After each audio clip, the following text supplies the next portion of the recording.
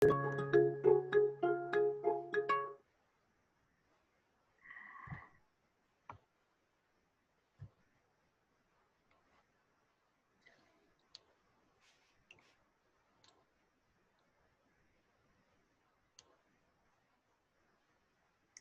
sudah bertambah belum partisipannya nih kira-kira?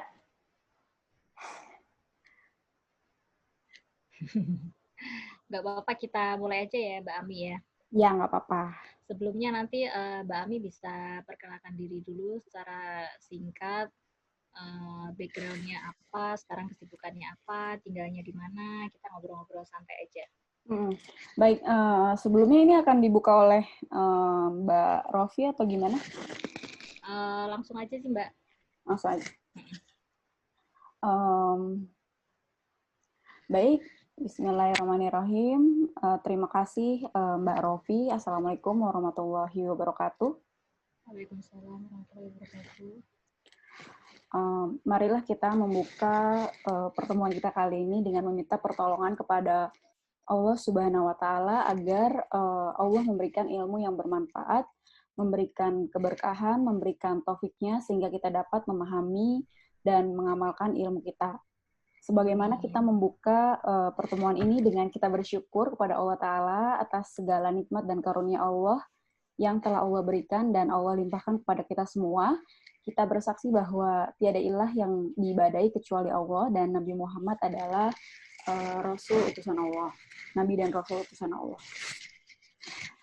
Selamat sore teman-teman atau bunda-bunda. Panggilannya apa nih? Teman-teman, bunda-bunda, moms, atau apa biasanya? Ibu. Bu-ibu, bukan mak-mak ya? Kan mak-mak nih. Baik, selamat sore bunda-bunda ya, dari Ruang Inspirasi Mom dan bunda-bunda dari luar Inspirasi Moms, karena sharing ini terbuka juga kan untuk umum ya. Yeah. Alhamdulillah, saya senang sekali sekaligus berdebar-debar karena karena ini pertama kali aku sharing untuk benar-benar woman only. Saya senang sekali karena bisa sharing sesuatu ke bunda-bunda, juga bisa sharing dan diskusi sesuatu hari ini. Kali ini saya diminta untuk sharing soal asiknya belajar di rumah dengan metode sentra. Kira-kira dari teman-teman udah tahu belum sih apa sih metode sentra gitu ya? Nanti untuk pertanyaan juga boleh dimasukkan di kolom chat seperti itu.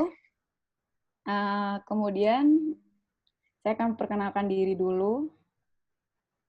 Perkenalkan teman-teman, nama saya Aminatul Zahro. Teman-teman biasa panggil saya Ami. Saat ini kegiatan saya adalah sebagai Education Consultant dan juga CEO Sodako.id. Motonya apa? Yaitu adab sebelum berilmu. Adab yang baik adalah hasil, kami percaya bahwa adab yang baik adalah hasil dari iman, adab, dan ilmu. Sebetulnya ini perkataan guru saya. Gitu. Kemudian saya akan sedikit menceritakan soal profil saya ya. Bunda-bunda, di sini saya sebagai co-founder Sodako.id, kalau tadi inspirasi ada relate-nya gitu ya dengan sedekah inspirasi, sedekah apa tadi? Sedekah materi informasi nah gitu. Nah, sedikit cerita soal Sodako.id ini. Jadi awalnya memang gerakan yang dilakukan oleh inisiasi dari saya dan suami saya Nifa Azhar. Kemudian kita bagi-bagikan nasi box gratisan itu. Kita berharap jika dimakan dengan yang benar-benar miskin, ya alhamdulillah gitu. Jika dimakan oleh orang yang nggak punya makanan, sangat alhamdulillah. Yang insya Allah jadi silaturahmi. Mau ke pantai nggak besok? Kemudian insya Allah juga akan jadi hikmah di hatinya dan bisa jadi asbab lahirnya kedermawanan dalam hati. Nah, bisa jadi kalau seandainya sedekah nasi box ini di masa selanjutnya misalnya dimakan oleh ahli ilmu gitu ya, akan energinya itu akan digunakan untuk beribadah, amal soleh, yang mana akan mengalir kepada kita. Kemudian jika dimakan oleh anak yatim yang lemah, insya Allah akan jadi obat di hatinya bahwa luka mengenai tidak adanya ayah dan bunda gitu bisa mengobati mereka dengan hadirnya para saudara yang peduli. Bahkan jika dimakan oleh para ahli maksiat gitu, semoga menjadi jalan hidayah di hatinya. Bahkan banyak orang baik yang peduli. Jadi mereka tuh sadar bahwa ternyata di luar sana banyak orang lain, banyak orang baik yang peduli. Jadi nggak perlu nih jadi penjahat lagi untuk atau supaya bisa makan kayak gitu. Selain itu, program yang kami lakukan juga selain bagi-bagi nasi box dengan harga Rp10.000, kita ada namanya program Triplop untuk yatim dan duafa. Jadi pakaian yang layak pakai untuk anak-anak muslim ke panti-panti kita akan kirimkan itu dan orang-orang yang tidak mampu. Kemudian yang kedua, program Merdeka Belajar di panti asuhan dan program kursus untuk masa depan. Jadi di sekitar saya ini banyak banget panti-panti. Untuk satu kecamatan aja udah banyak banget gitu untuk panti-pantinya gitu. Dan kemudian Sodako.id juga nggak hanya ada di Bandung. Kebetulan saya posisi lagi di Bandung, tapi juga ada di Lamongan. Kemudian juga ada teman-teman yang menyusul, insya Allah gitu, ada di Cirebon. Kemudian juga insya Allah ada di Bekasi, seperti itu. Baik, kita akan mulai materinya ya. Slide-nya sudah cukup kelihatan ya, teman-teman? Bunda-bunda? Mungkin bisa di slideshow, Kak? Ini ya. Oh, bentar ya. Karena aku akan berpindah-pindah,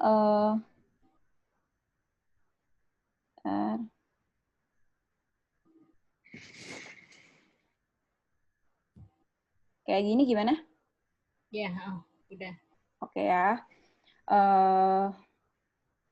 Kemudian kalau untuk pekerjaan, mungkin tadi kelewat ya pekerjaan saat ini, education consultant, jadi saya pegangnya itu khusus untuk preschool atau TK, dan juga primary school atau sekolah dasar.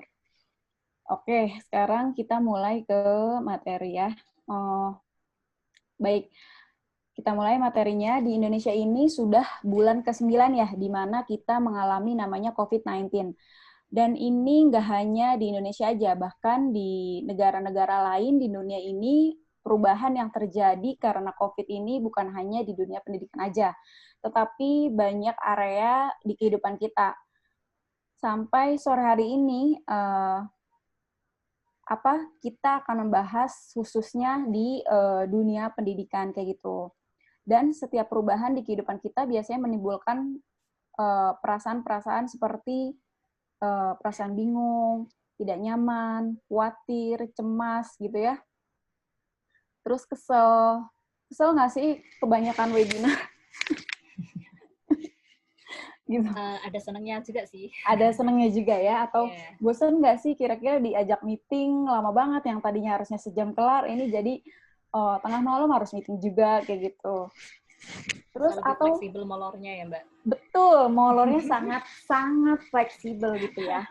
Mungkin atau di luar sana perasaan-perasaan yang muncul ini sebaliknya gitu. Ada yang ngerasa seneng bisa rebahan kerja sambil tiduran, seneng bisa nggak melewati macet segala. Kalau orang Bandung nih kayak saya sangat macet, sebetulnya sekarang juga macet sih. Tempat saya tinggal di Bekasi juga macet gitu. Jadi dengan adanya COVID ini, jadi saya sangat meminimalisir keluar masuk gitu atau keluar berpergian kayak gitu. Nah, oke. Semua ini adalah normal selama pandemi COVID karena orang-orang juga merasakan hal tersebut gitu ya. Bukan hanya kita aja, semua normal gitu. Jadi jangan khawatir gitu karena ini good news-nya adalah ini insya Allah nggak akan lama gitu. Insya Allah nggak akan selamanya kayak gitu. Dan semua akan kembali insya Allah. It's okay, not be okay gitu. Sebenarnya normal karena COVID ini kita semua merasakan perasaan-perasaan yang terjadi seperti tadi. Nah, kemudian kita bersama dalam kondisi ketidakmampuan dan dalam pandemi COVID-19 ini. Jadi rasanya memang sesuatu yang nggak mudah, tapi it's okay, not be okay. Jadi mulai aja, bismillah, insya Allah ini nggak selamanya gitu kita hadapi gitu.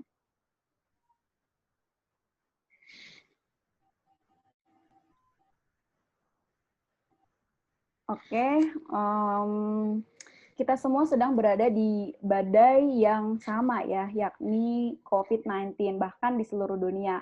Namun kita berada di perahu yang berbeda nih. Ini adalah sebuah metafor, maksudnya apa? Kita sama nih menghadapi COVID-19. Ada yang anaknya satu, ada yang anak satu nggak di sini? Aku anaknya satu. Ada yang belum punya anak, kayak gitu kan. Ada yang anaknya 4, anaknya 5 gitu. Ada keluarga yang tinggal bersama mertua, ada keluarga yang sehat-sehat aja gitu. Kemudian ada yang kondisi daerah yang berbeda gitu, kondisi anak yang berbeda, kondisi kesehatan yang berbeda. Nah, itu adalah yang saya maksud kita menghadapi badai yang sama, yaitu badai pandemi COVID-19. Tapi mungkin ini berada di perahu yang berbeda-beda gitu, cuma kita menghadapi badai yang sama. Nah, kabar baiknya ya ini COVID semoga nggak akan selamanya gitu, meskipun sampai hari ini kita sedang berada di kondisi ketidakpastian. Semoga para saintis saat ini yang sedang bekerja keras untuk menemukan vaksin yang ampuh untuk virus ini dapat segera terselesaikan dan kita semua bisa kembali normal kayak gitu ya. Amin. Oke. Nah, teman-teman di sini ada yang anaknya masih PAUD nggak sih? Atau anak-anak preschool, toddler, kayak gitu pasti ada? Ada. Ada ya. Ada yang anaknya SD mungkin? Atau ada yang belum punya anak tapi mempersiapkan gitu ya? Kalian. Hostnya.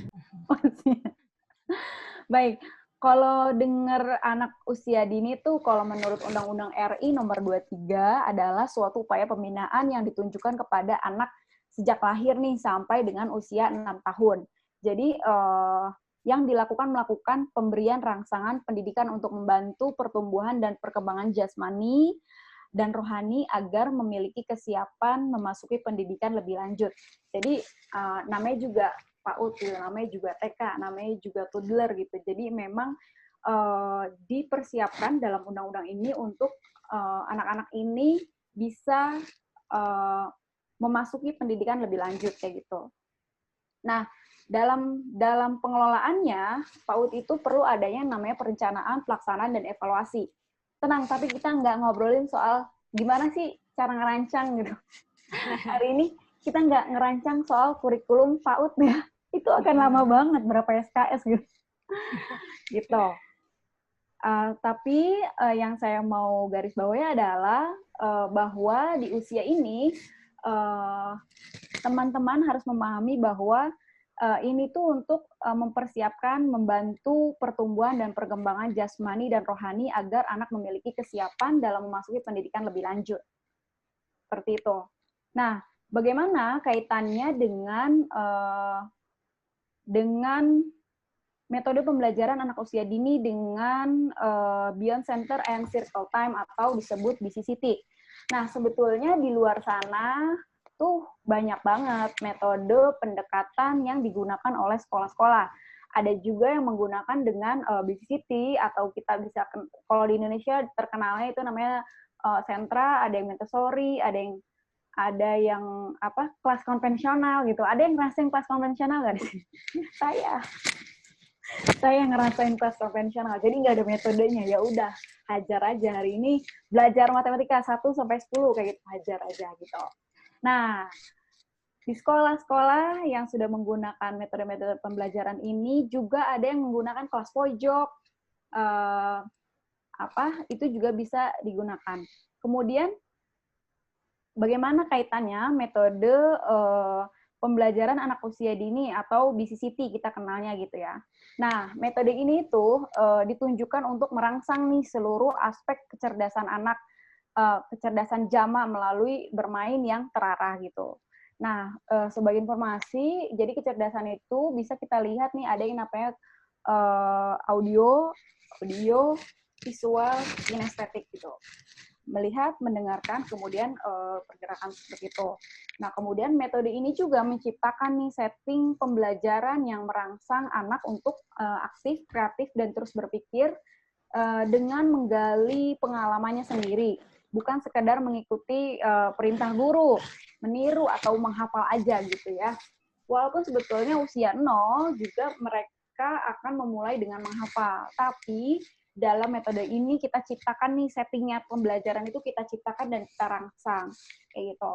Kemudian sebagaimana tercermin nih pada yang namanya metode ini telah dilengkapi dengan yang namanya standar operasional yang baku atau SOP ya, gitu.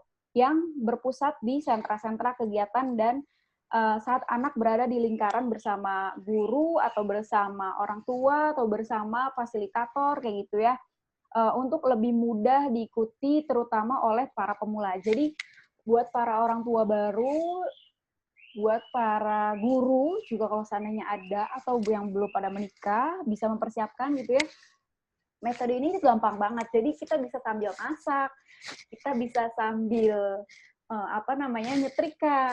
Maksudnya kalau seandainya orang tuanya pengen melakukan nyetrika gitu ya, atau melakukan hal-hal lain gitu. Dan juga sebetulnya perlu yang namanya pemantauan gitu. Jadi ada yang namanya rangsangan, settingan, dan standar operasional. Kemudian apakah yang dimaksud dengan metode pembelajaran anak usia dini melalui pendekatan BCCT?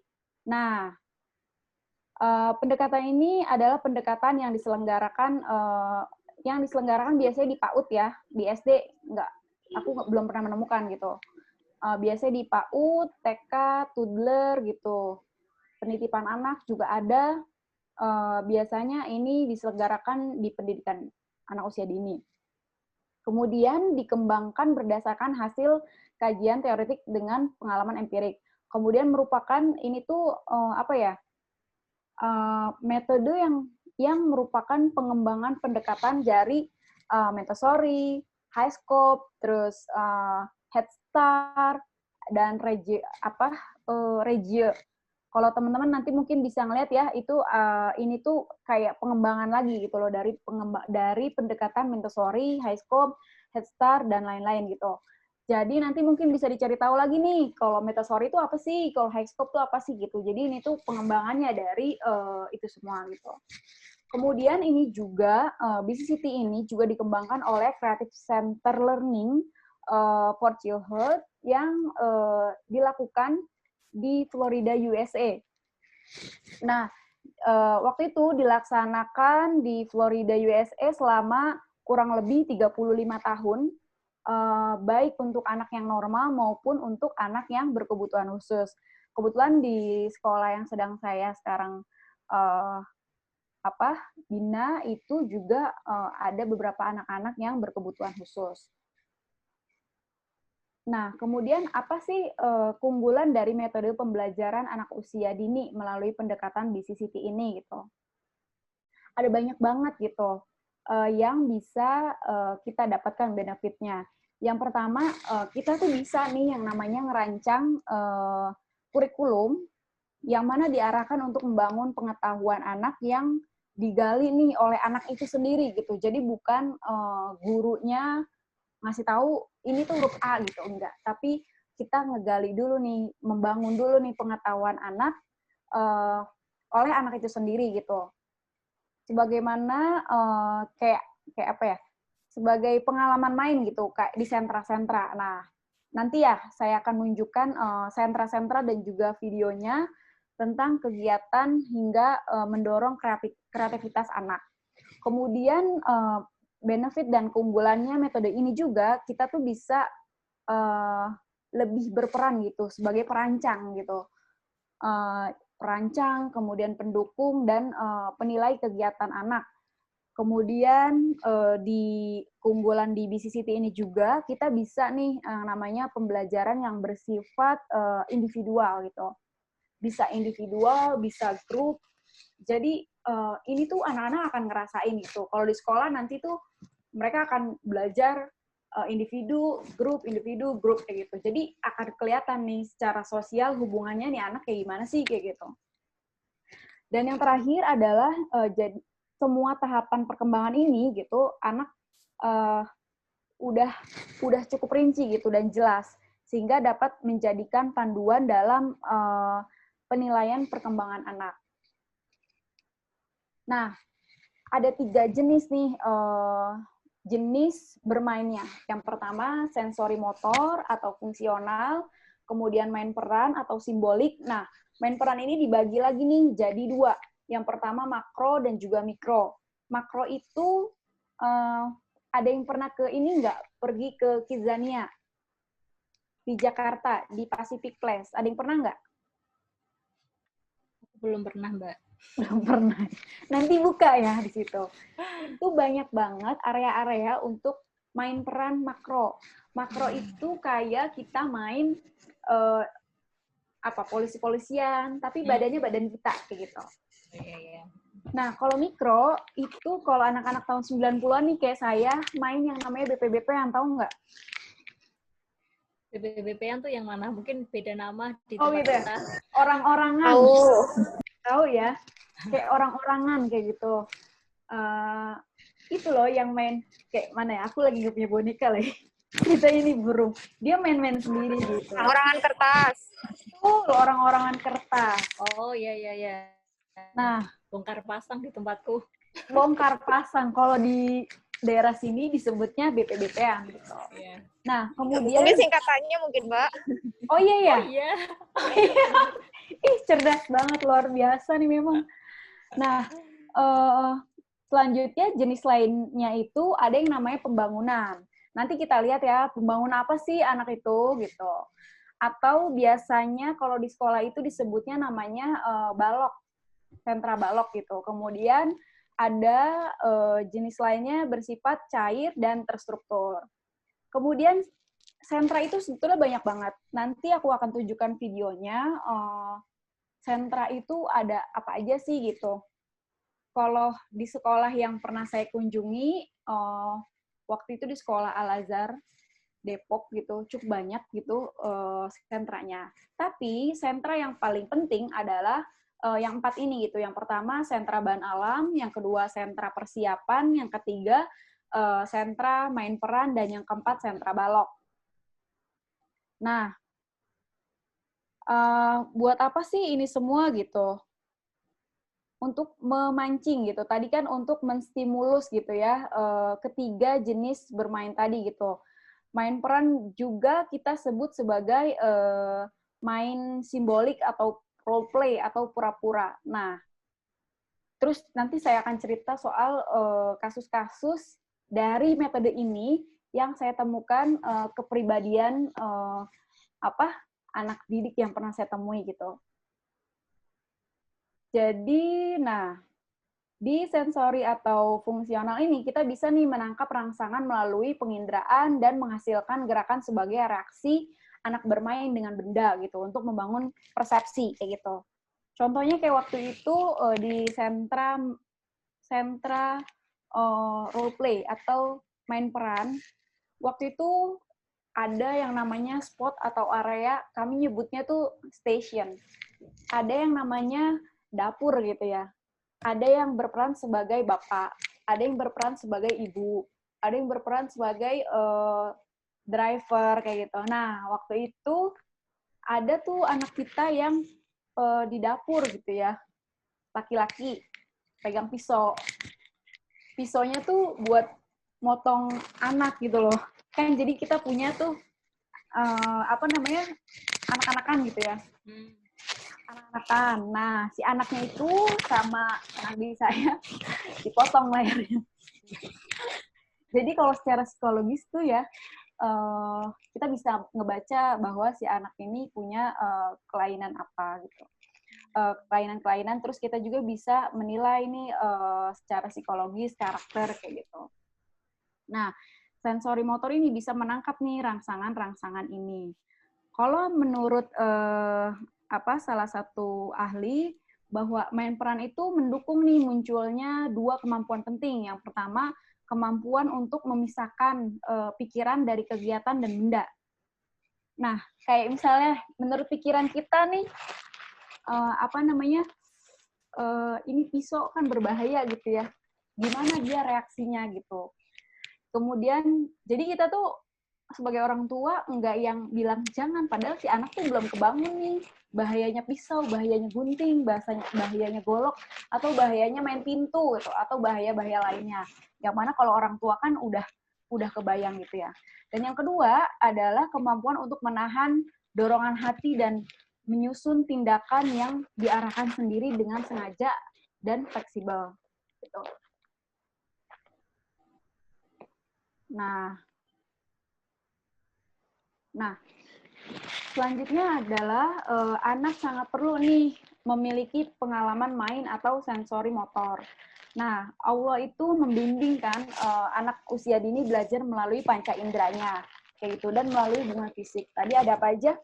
Audio, visual, kinestetik gitu ya, dengan lingkungan mereka. Jadi, mainan sensori motor ini merupakan responding nih paling sederhana, sehingga gerakan si anak, gerakannya bisa lebih terarah dan lebih bermakna.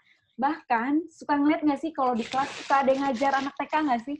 Atau di rumah sendiri gitu, anak tuh jalan serampangan gitu, atau anak tuh jalan nabrak-nabrak, anak tuh jalan nggak lurus gitu.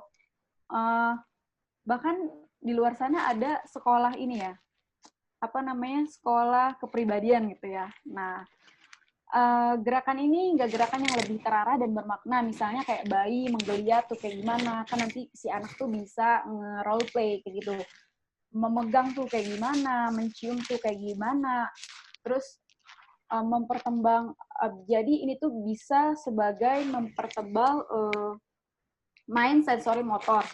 Ini tuh penting banget gitu, dan main sensori motor ini juga bisa memenuhi anak untuk melalui aktif bereksplorasi dan bereksperimen. Nah, di sini fotonya nggak muncul ya. Di sini saya tadinya pasang foto. Oh iya, nggak muncul. Nggak muncul ya. Oke. Nah, main peran ini juga disebut dengan main peran simbolik. Role play, pura-pura, make a believe, fantasi, imajinasi, atau main drama gitu ya. Anak bisa nih bermain dengan benda untuk membantu menghadirkan konsep yang sudah dimilikinya kayak gitu.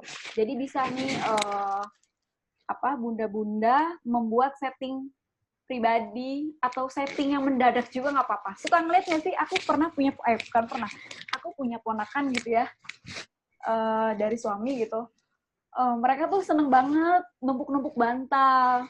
Ini tuh toiletnya, ini tuh kamarnya, ini tuh ruang tamunya gitu. Kalau Tante Ami mau masuk lewat sini, pintunya ketok-ketok dulu. Secara tidak sadar, anak-anak itu main peran gitu. Anak-anak itu pura-pura, make a believe gitu, berfantasi, berimajinasi gitu kan. Membantu menghadirkan konsep yang sudah dimiliki kayak gitu kan. Nah, di main peran ini, anak juga bisa belajar nih bermain dan bekerja sama dengan orang lain. Tapi juga bisa main peran sendiri. Pernah ngelihat nggak sih anak-anak yang kalau malam orang tuanya udah tidur, mereka ngomong sendiri? Iya, kayak punya dunianya sendiri gitu ya, Mbak? Iya, walaupun kadang-kadang kalau orang tua suka ngeledekin nih, atau ada temennya gitu ya. Jangan-jangan kalau malam, jangan-jangan dia ngomong sama siapa nih? jangan-jangan ada temennya gitu. Jangan-jangan gitu. Tapi sering nggak sih kita buka diskusi aja ya. Role play ini sering banget nggak sih kita temuin gitu?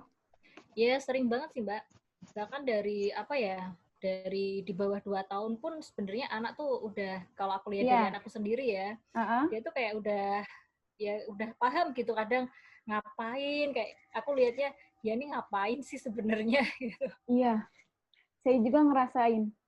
Waktu saya kecil saya inget banget pulang sekolah pokoknya saya akan main yang namanya BP-BP-an tadi, main mikro gitu ya. Dan ternyata pendekatan ini sekarang tuh lagi hits banget, banyak sekolah yang menggunakan kayak gitu. Oh, ternyata saya dari kecil sebetulnya udah belajar metode sentra dong. Padahal dulu konvensional ya. Betul, gitu. Bahkan kayaknya dulu itu preschool itu kayaknya nggak penting-penting banget gitu loh. Iya. Ternyata alhamdulillah karena tinggalnya di kampung kali ya. Jadi saya pakai tanah juga bisa. Mhm. Bikin garis apa tuh? Ada aja. Pakai apa tuh? Kaset pita.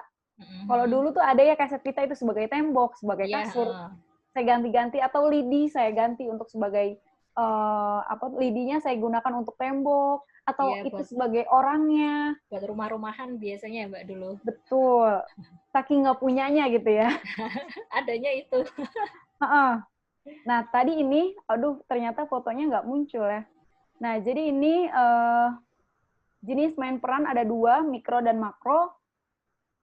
Sayangnya nggak muncul ternyata. Kalau coba di close lagi slideshow-nya bisa muncul nggak ya? Oke, tunggu ya. Mhm.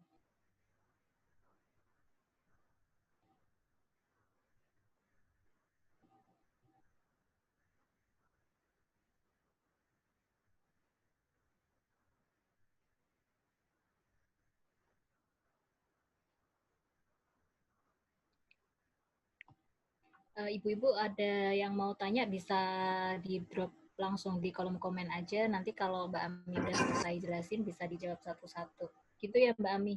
Iya, silakan. Kita buka diskusi ringan aja kan ya, jangan berat-berat. Iya. Oh, nggak mau. Kalau slideshow kayak yang tadi pertama Mbak Ami itu loh, yang dilihatin keseluruhan PowerPoint-nya. Oh. Gimana? Close slideshow-nya aja, bukan close share screen-nya. Kayak tadi waktu pertama Mbak Ami share screen. Oh, oke. Coba bisa kelihatan nggak ya?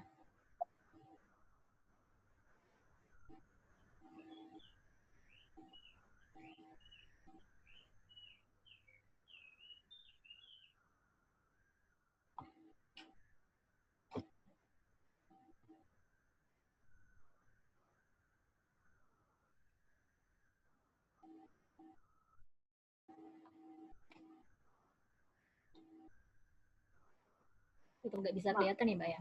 Iya. Ya Maaf udah nggak ya. apa-apa, kita lanjut dulu aja. Ya yang kayak gini. Oh tetap nggak bisa kelihatan ya? Oh itu tuh. Kelihatan Coba nggak? yang gini aja nggak apa-apa. Tapi yang kelihatan yang di kiri. Iya ya, Yang kenapa di ya? sini malah tetap nggak bisa kelihatan. Tetap nggak kelihatan ya? Tapi Ini kelihatan aja, nggak? nggak apa-apa. Disiasatin ini aja Mbak, di Zoom. Jadi ini apa namanya, di Zoom nggak bisa juga ya, yang bagian sini di Zoom gitu.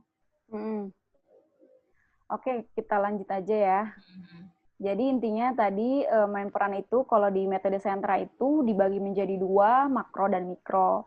Nah, selanjutnya adalah main peran, main pembangunan atau yang namanya main balok. Mungkin juga kalau seandainya di sini kurang nampak, bisa di-search gitu ya, main balok tuh kayak gimana sih. Nah, main balok ini atau kita sebut dengan bermain pembangunan dengan kemampuan anak untuk mewujudkan pikiran, ide, dan gagasan untuk menjadi sebuah karya. Nah, di sentra apa namanya sentra balok ini kita nih kalau di rumah bisa menggunakan macam-macam kan balok itu ada banyak ya, ada banyak bentuknya gitu. Anak-anak pertama bisa belajar balok gitu.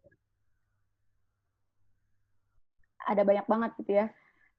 Bentuk balok yang anak-anak bisa gunakan atau bisa dengan kardus atau bisa dengan kardus-kardus bekas gitu, bisa dengan apa tuh namanya bungkus Bungkus-bungkus susu, iya susu, snack. bungkus snack, bungkus macam-macam yang bentuknya tuh bisa dibangun gitu kan ada Tapi sekarang ada yang hits juga nih Mbak. apa tuh Namanya? Yang balok-balok ini city building block kalau nggak salah ya. betul ada Yang banyak banget.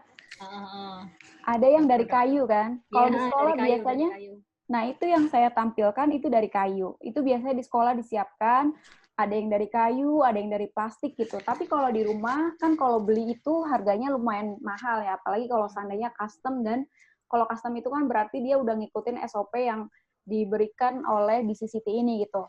Tapi kalau seandainya beli kemahalan, bisa nih menggunakan kayak kardus, sabun gitu, terus kardus ini Pepsodent, Aqua, macem-macem. Yang mana anak tuh bisa kenal, oh ini bangun apa gitu, oh ini persegi panjang, oh ini segitiga kayak gitu. Karena memang pada akhirnya kan kita mau belajar soal menjadi sebuah karya nyata gitu dari mewujudkannya pikirannya yang ada di pikirannya anak-anak kayak gitu. Dari pemainan pembangunan ini. Kalau menurut Piaget ini soal sentra balok ini, anak tuh bisa menghadirkan dunia mereka melalui pembangunan mereka dengan posisi tengah antara main dan kecerdasan. Dan juga bisa merefleksikan kembali gitu. Nah, orang tua bisa nanya nih di rumah, kalau udah jadi, kira-kira, ini jadinya apa ya gini? Oh, ini tuh masjid gitu. Oh ini tuh misalnya pasar. Nanti bisa kelihatan nggak sih? Bisa tuh orang tua belajar lagi namanya sentra keaksaraan atau sentra persiapan. Jadi nanti anak tuh akan menulis nih, mau nggak mau dia akan nulis, oh ini namanya masjid. Kalau masjid tulisannya kayak gimana gitu. Nah itu nanti kita masuk ke sentra persiapan atau keaksaraan kayak gitu. Saya akan full aja kali ya. Jadi sebenarnya kalau untuk sentra yang bagian di main pembangunan atau balok ini kurang lebih untuk menguji imajinasinya gitu ya Mbak, gitu bukan sih Mbak? Betul, untuk merangsang nih apa sih yang ada di pikirannya anak-anak kayak gitu. Untuk nanti bisa direlatekan dengan sentra bagian lain juga yang apa tadi persiapan menulis dan lain-lain tadi ya. Jadi anak-anak bisa tuh dibangun dari situ gitu. Ini harusnya gambar hasil karya anak-anak. Tapi karena gambarnya nggak kelihatan, aduh mohon maaf ya. Mbak Awi coba kalau misalkan di Zoom ini di kanan bawah ini kan ada zoom layar nih, lagi kanan lagi.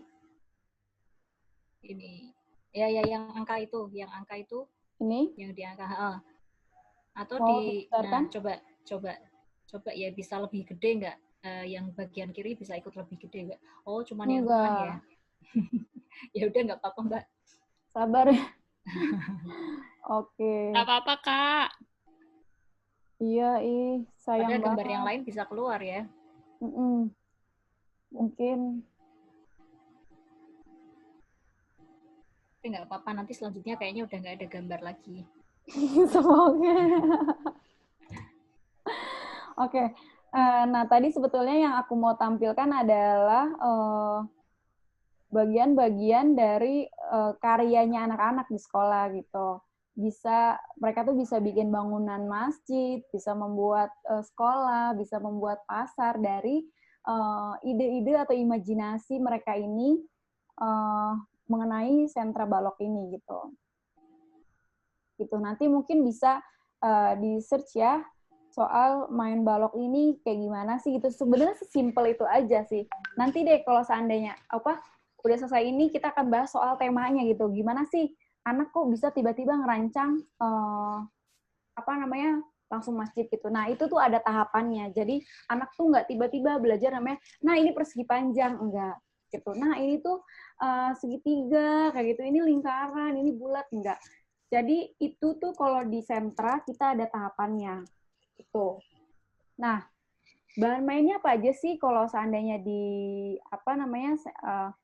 metode sentra ini? Yang pertama ada bahan yang bersifat cair atau kita sebut dengan bahan alam gitu ya. Kita bisa menggunakan air, di rumah ada air kan?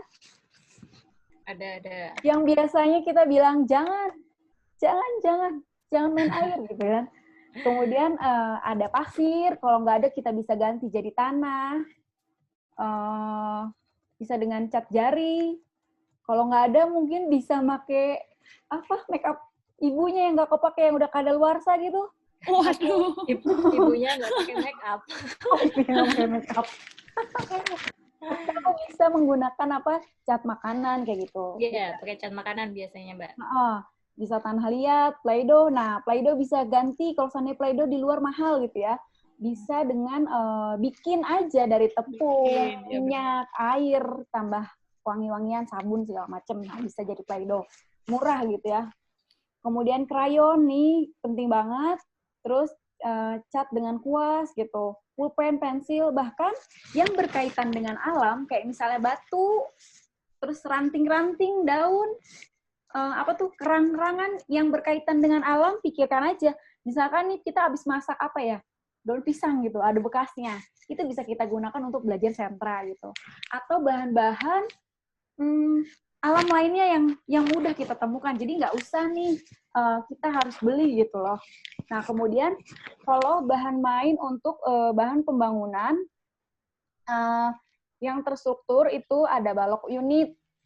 Balok unit ini ada macam-macam.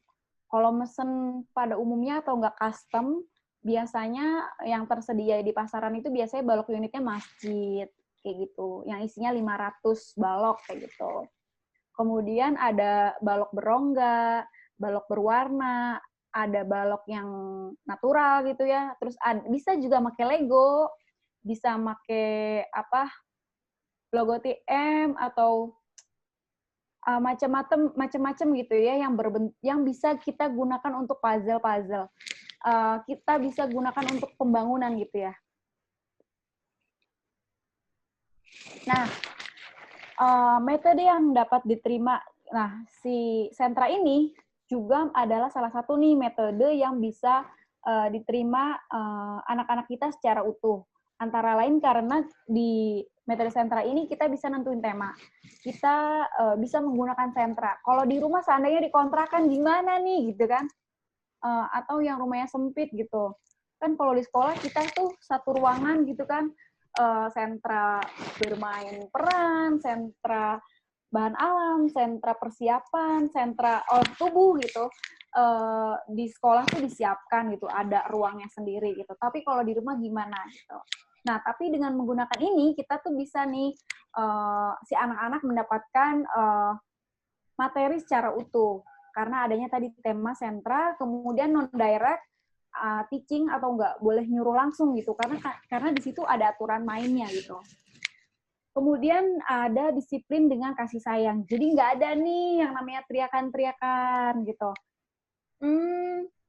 Memang nggak langsung gitu ya, nggak langsung dengan menggunakan metode ini langsung yang namanya kita bisa membuat anak mengikuti rules dengan cepat gitu. Tapi ini tuh ada tahapannya gitu. Nanti deh aku akan share soal tahapan-tahapan itu. Nah, kemudian belajar dengan tema nih, anak bisa nih mengintegrasikan konteks dan proses belajarnya melalui memberikan perhatian, attending, mendengarkan, listening, kemudian mengamati, mengingat, dan menyampaikan kembali. Jadi dengan metode sentra ini juga teman-teman di rumah tuh bisa nggak harus kayak di sekolah. Kalau di sekolah kan jam 7:30 ada sentra persiapan harus A, B, C, D, harus seharian tuh ngikutin jadwal. Tapi kalau di rumah kita bisa nih tentuin untuk hari ini tuh temanya mau ngapain sih gitu. Terus nanti poinnya kalau di sekolah tuh namanya SKKD, tujuan gitu ya. Standar kompetensinya hari ini apa sih yang mau kita capai? Satu aja dulu gitu. Kemudian yang terakhir kita bisa nih recalling gitu di akhir. Nah, dengan menggunakan berintegrasi gitu ya, tema misalnya teman-teman bisa bebas menggunakan temanya macam-macam. Bisa menggunakan misalnya bikin aja aku hamba Allah gitu. Binatang ciptaan Allah. Terus sebulan ini misalnya pengen pesawat telepon karunia Allah. Atau aku sayang Abi dan Umi karena Allah gitu. Nah, teman-teman bisa mengganti-ganti tema-tema ini gitu. Kemudian mengintegrasikan dengan kebutuhan dan usia anak kayak gitu. Terus juga bisa nih kalau di sekolah tuh ada yang namanya puncak tema. Misalnya temanya adalah transportasi. Oh, puncaknya adalah nanti saya mau ngajak anak saya naik KRL.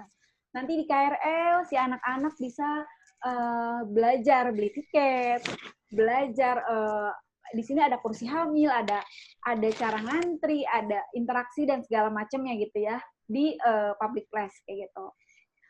Atau waktu itu juga saya ngajak anak-anak mengenal Indonesia. Saya ngajak anak-anak ke Taman Mini gitu ya. Oh, di Indonesia ternyata banyak suku kayak gitu. Nah, teman-teman bisa tuh membuat tema dalam 1 bulan temanya ini gitu. Binatang ciptaan Allah atau mengintegrasikan dengan Asmaul Husna. Kalau saya biasanya mengintegrasikan dengan Asmaul Husna. Allah maha kaya, aku bersyukur, aku mendapatkan rezeki atau apa gitu. Jadi saya biasanya kalau bikin tema diintegrasikan dengan dengan asma Allah gitu. Nah, jadi sebetulnya tema itu apa sih?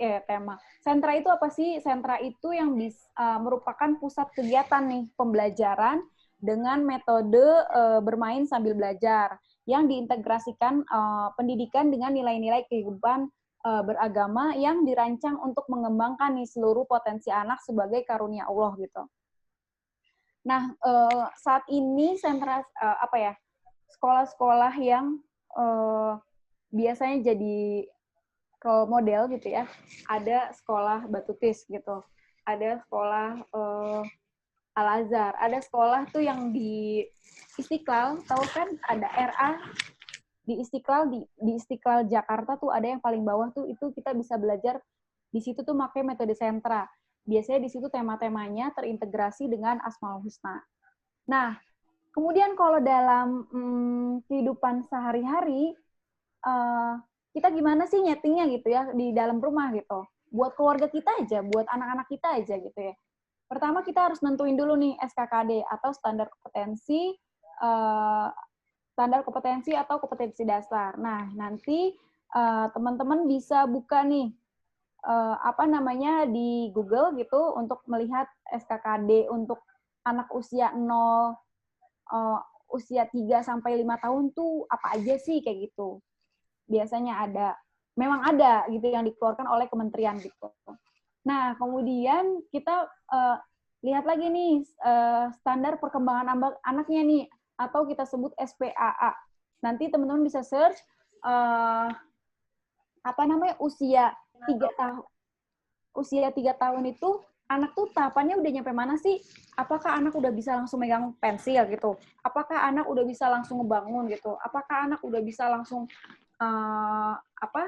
kognitif afektifnya sudah bisa apa gitu. Jadi nanti di SPPA teman-teman bisa melihat lagi, merefleksikan sesuai dengan kebutuhan anak-anak gitu.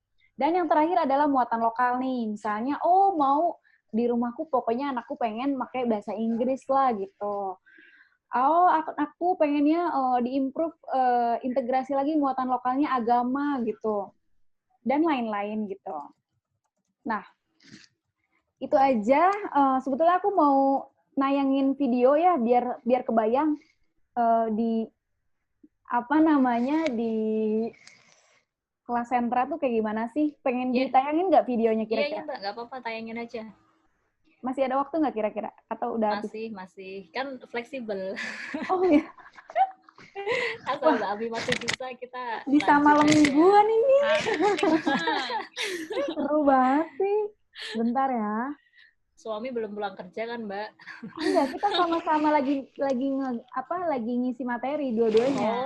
Masya Allah. Jadi aku berada di kamar yang berbeda ini. Suamiku dosen di Telkom University, jadi dia juga lagi ngisi materi gitu. Sabtu produktif nih judulnya. Aku mau share video, tadi udah aku siapin.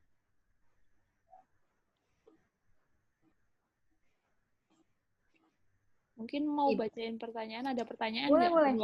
Ya. Ibu-ibu mungkin ada yang mau tanya bisa langsung on-kan mic-nya. Ini habis ada pemaparan sentra dari Mbak Ami, tambah paham atau tambah bingung nih? Saya juga bingung.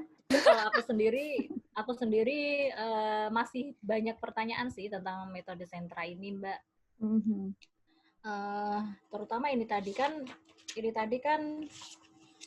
sentra, aku masih belum tahu. Jadi sentra ini sebenarnya fokusnya di 3 bagian tadi, yang awal tadi, yang bahan alam, persiapan, main peran atau balok, atau ada fokus yang lain gitu. Soalnya kan tadi kan Mbak Ami kan bilang, misalkan lagi main balok, itu kan nanti bisa dihubungkan dengan sentra persiapan, bisa dihubungkan dengan yang lain-lain gitu. Terus juga tadi Mbak Ami bilang di awal kalau sentra ini masih relate dengan Montessori gitu. Nah, relate-nya itu sebenarnya di bagian mananya gitu? Apakah sebenarnya sentra ini masih sama dengan Montessori atau penyempurnaan dari Montessori, karena sentra ini kan lebih muda ya Mbak ya kurikulumnya daripada Montessori? Sebetulnya karena kita belajar kulitnya aja gitu ya. Dan sebetulnya tadi kan kalau seandainya sentra itu pengembangan dari high scope, dari Montessori kayak gitu. Sebetulnya prinsipnya gini, kalau anak preschool itu yang penting adalah tadi sensori motor, kognitif, afektif kayak gitu. Nah, itu yang sebetulnya dikembangkan. Montessori atau high scope atau lain-lainnya, metode lainnya itu untuk menunjang nih si anak bisa memahami materi gitu loh. Kita lihat ya. Kita lihat ini yang di rumah nih, ini ada yang setel. Kelas Tabik Islamic School di mana ini, Mbak?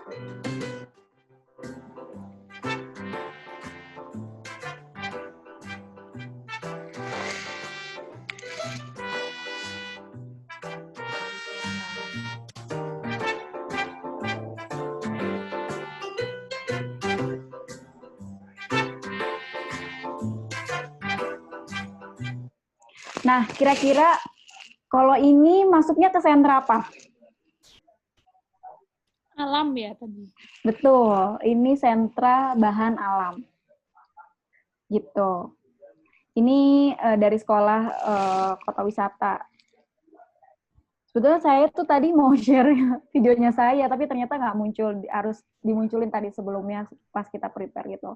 Tapi teman-teman bisa cari banyak banget gitu metode sentra balok kayak gitu, sentra bahan alam. Nah,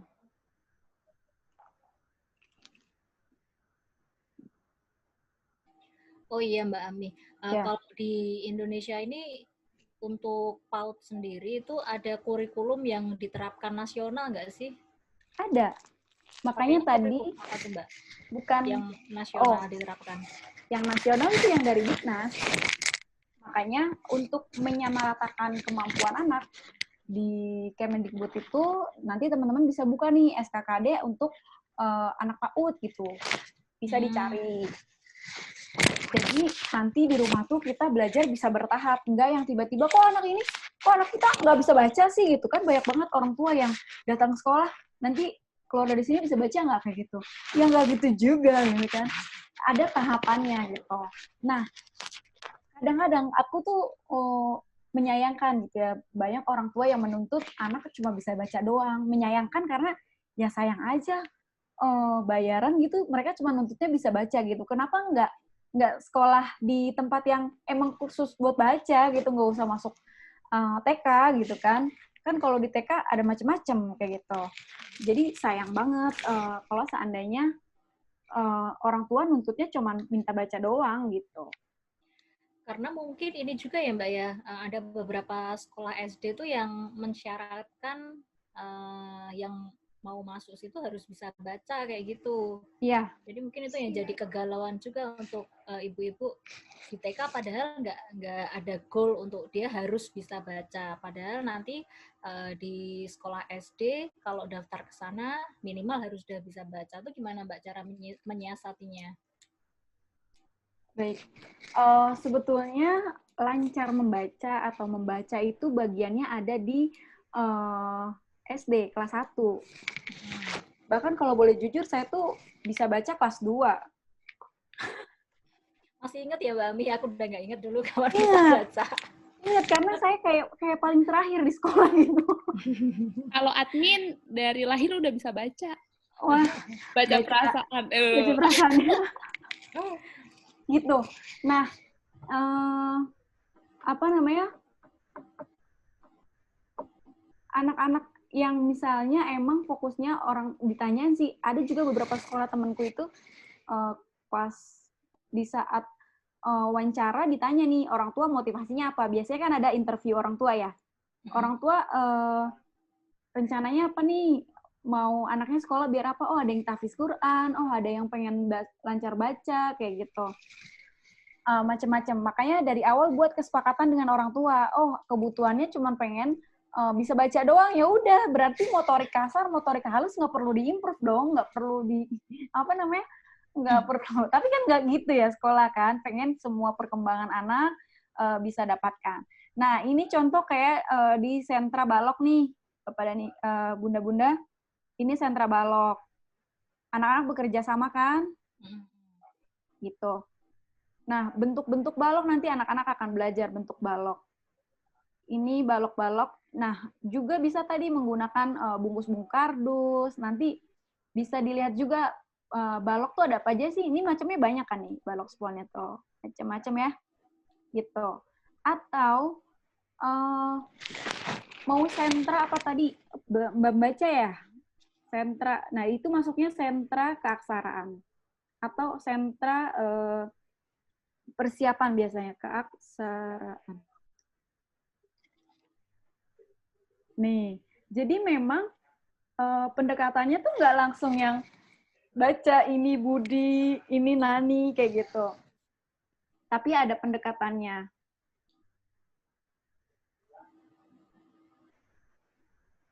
Kayak gini. Nah, di sentra keaksaraan atau persiapan kita bisa belajar huruf-huruf, angka-angka, kayak gitu, membaca, menulis, berhitung, di situ juga bisa. Dan keaksaraan ini juga bisa diintegrasikan nih ke sentra lainnya. Jadi kalau seandainya ada orang tua suka nanya nih, biasanya orang tua yang baru nanya, sentra nanti nggak belajar baca ya gitu ya. Kadang-kadang khawatir mereka. Lebih khawatir nggak belajar baca daripada anaknya sensorinya, sensori motoriknya ya. motorik kasar halusnya itu Okay. tidak berkembang gitu ya. Itu sangat disayangkan nggak sih gitu. Saya sebagai orang, misalnya kalau sebagai orang tua, kebetulan saya belum jadi orang tua gitu, sayang nggak sih? Padahal kan itu jadi bagian yang harus anak-anak dapatkan di sekolah gitu, bukan hanya membaca. Nah, membaca ini bisa diintegrasikan dengan sentra-sentra lainnya.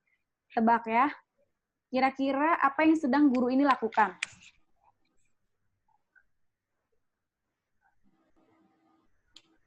Apa ini? Temanya semesta. Memperkenalkan. Ya. Matching. Ini tema keaksaraan. Jadi dia akan melakukan kegiatan ini nih, berhitung di sini bisa. Nah, kalau di rumah bisa nih gunting-gunting kertas aja udah bisa jadi kegiatan. Bisa dihitung kertasnya ada berapa, Nak, gitu. Atau berhitung pensilnya ada berapa, atau berhitung sendoknya ada berapa di dapur gitu loh. Itu bisa digunakan. Jadi banyak banget media, nggak harus di sekolah, tapi bisa bunda-bunda gunakan untuk anak-anak belajar kayak gitu. Terus soal tadi ini penting banget, yang kadang-kadang orang tua nggak tahu, taunya hanya kok nggak bisa baca anak kita gitu.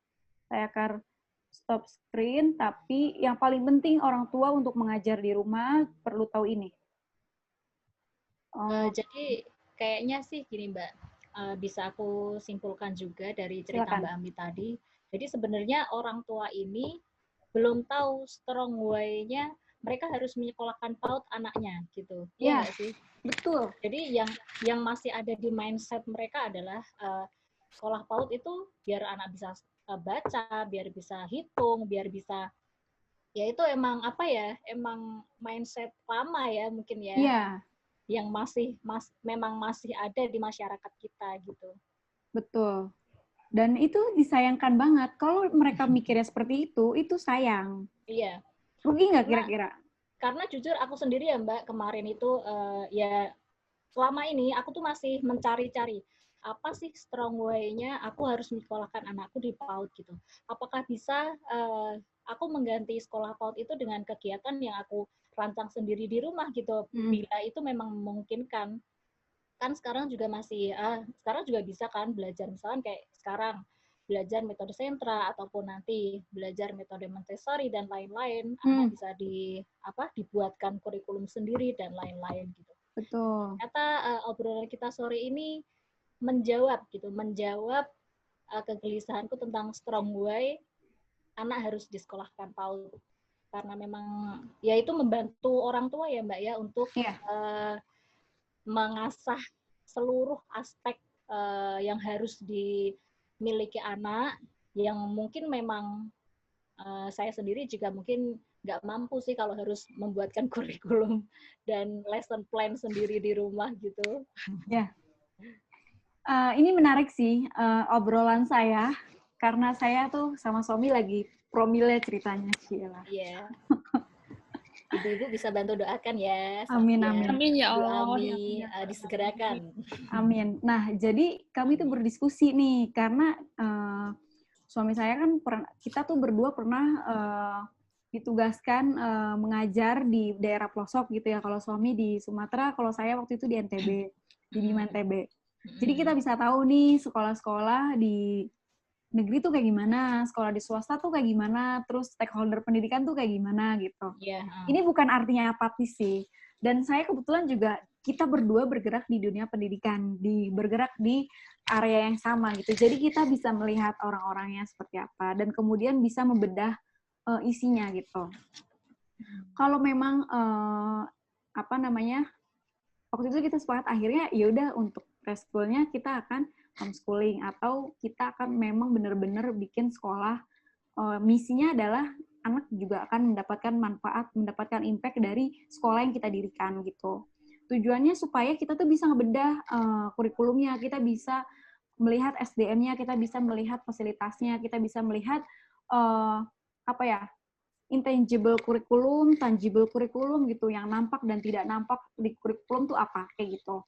Nah, buat bunda-bunda yang mungkin sekarang punya waktu atau sedang belajar, mau nih, lagi punya semangat untuk menyusun gitu, bisa mungkin mempelajari yang namanya muatan kurikulum, perkembangan anak, standar tingkat pencapaian perkembangan anak atau disebut STPAA.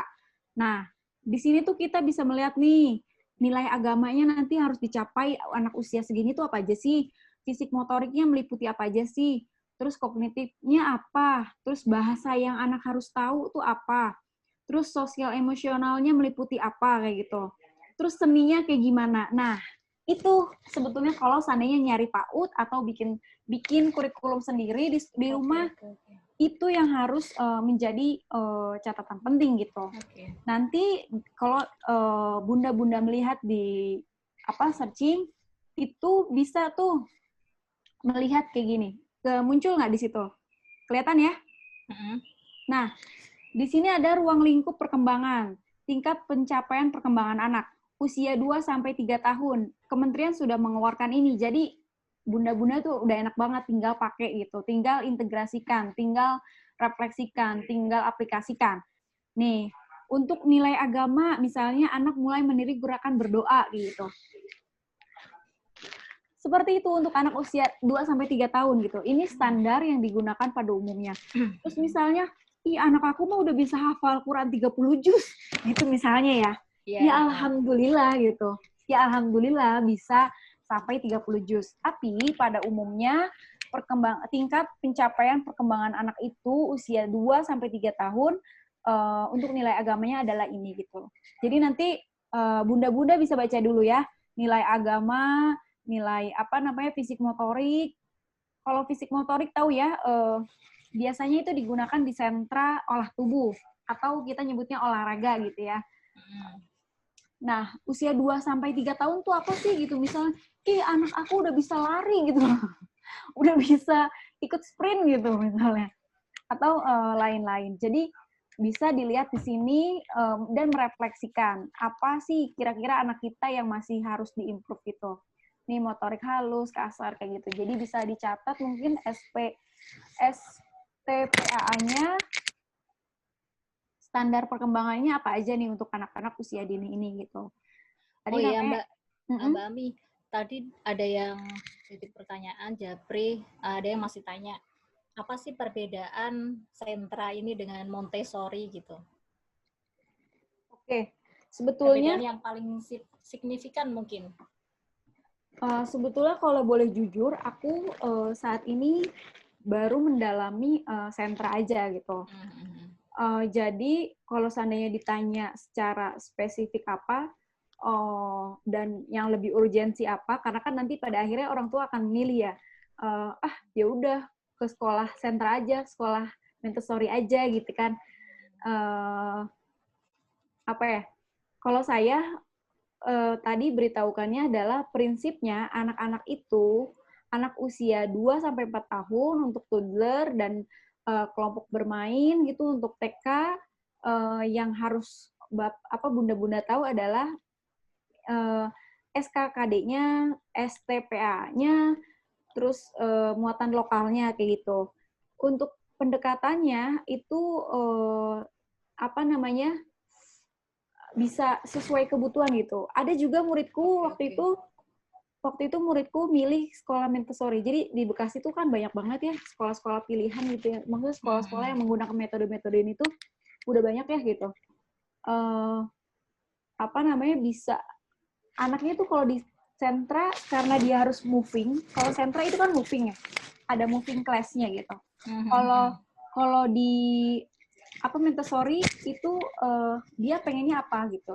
Nah, tapi saya nggak mau ngegali lebih jauh soal Montessori, pasti ada manfaatnya gitu ya. Yeah. Cuma saya khawatir salah aja gitu, karena yang saya sedang dalami adalah sentra, kayak gitu. Yang saya sedang bedah saat ini adalah sentra gitu. Jadi yang paling penting bunda-bunda harus tahu STPAA-nya, STPPA-nya, terus SKKD-nya, terus muatan lokalnya apa yang mau dibentuk ke anak kita gitu.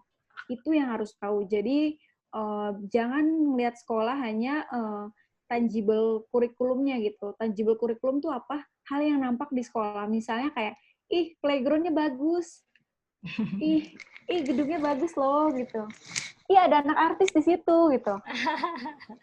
Ada si ini si itu, atau gedungnya menarik gitu, Instagramable. Nah, yang paling penting adalah bunda-bunda harus melihat intangible kurikulumnya. Hal apa sih yang kira-kira perilaku yang bakal dimunculkan oleh anak itu sendiri, kayak gitu. Kalau di sekolah-sekolah Jepang, banyak juga bisa kita lihat kan. Suka ngeliat nggak sih ada anak yang dia bisa loh menyimpan sendal di depan pintu dengan rapi gitu. Iya. Pernah lihat nggak kan? Iya. Dia bisa loh berjalan di kelas tuh nggak lari. Dia bisa loh berkata terima kasih, tolong, atau mengantri gitu. Nah, itu tuh ada tahapan-tahapan yang dirumuskan dari sini, dari rumusan ini gitu. Jadi intinya itu, bunda-bunda kalau pengen bikin lesson plan untuk anak-anak, biar nggak loncat-loncat, lihatlah ininya dulu. STPPA-nya, muatan lokalnya, SKKD-nya gitu. Emang agak rumit dan ribet sih ya, udah aja taruh sekolahan aja, terus bisa agak ribet gitu. Tapi kalau seandainya pengen dipelajari, pengen tahu lebih jauh, itu bisa dibaca-baca. Oh, ternyata di rumah juga bisa nih, pakai kain gendongan, bisa bikin kelas juga nih ternyata. Oh, bisa nih diajak ke dapur juga, ternyata saya bisa ngajar gitu loh.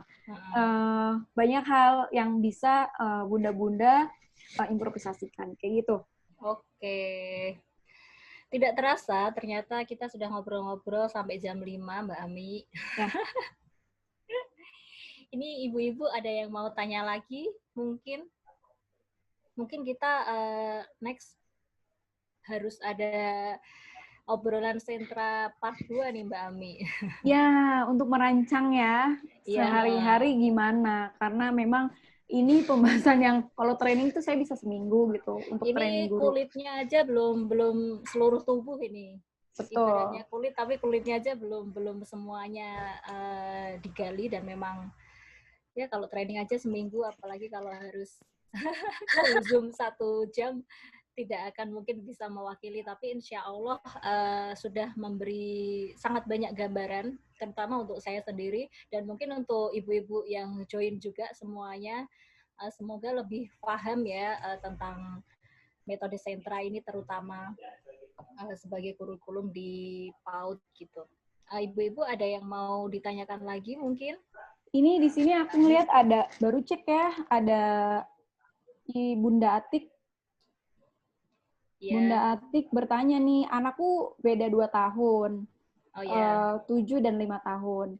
Kalau bermain perannya sampai kelewatan nih gitu, pedang-pedangan sampai capek apa gimana ya gitu, misalnya gitu. Nah, ini nih seru banget buat ngejawab ini karena kita akan bisa baca karakter anak gitu. Kita bisa apa ya? Dengan ini tuh banyak banget hal yang terjadi gitu. Bahkan ada juga di sekolah tuh yang dia tuh senang aja jadi bapak gitu, jadi suami gitu ya. Peran kadang lucu kita ngeliatnya. Nah, sebelum menjawab ini, jadi apa ya?